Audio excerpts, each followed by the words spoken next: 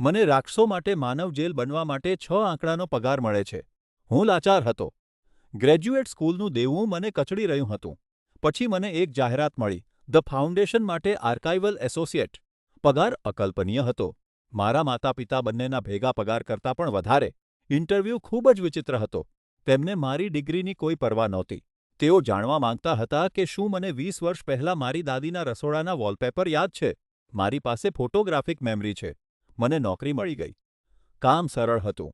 દરરોજ હું સવારે 9 થી 5 સુધી એક ફોટોગ્રાફનો અભ્યાસ કરું છું. હું દરેક વિગતને ગ્રહણ કરું છું. ફૂટપાથ પરની દરેક તિરાડ, દરેક હાવભાવ. પછી સુપરવાઇઝર તે ફોટાને બાળી નાખે છે.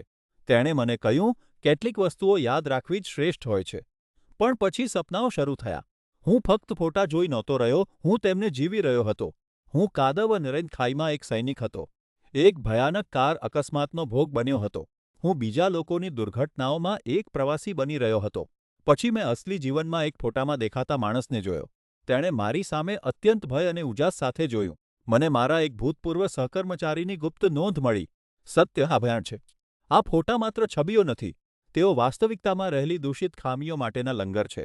ફાઉન્ડેશન આપણને પાંજરા તરીકે ઉપયોગ કરે છે. છબીને યાદ રાખીને આપણે તે અસ્તિત્વને આપણા પોતાના મનમાં સ્થાનાંતરિત કરીએ છીએ.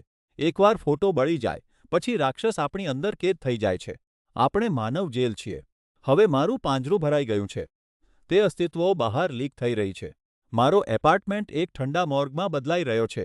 અરીસામાં મારો ચહેરો અજાણ્યા લોકોનું મિશ્રણ લાગે છે. અને સૌથી ખરાબ વાત, કંપનીનો રિટાયરમેન્ટ પ્લાન એ છે કે આપણે પુરાવા મિટાવવા માટે આપણી પોતાની જાતને મારી નાખીએ. હું એક ચાલતું ફીરતું લીક છું અને તેઓ બધા બહાર નીકળવા માંગે છે.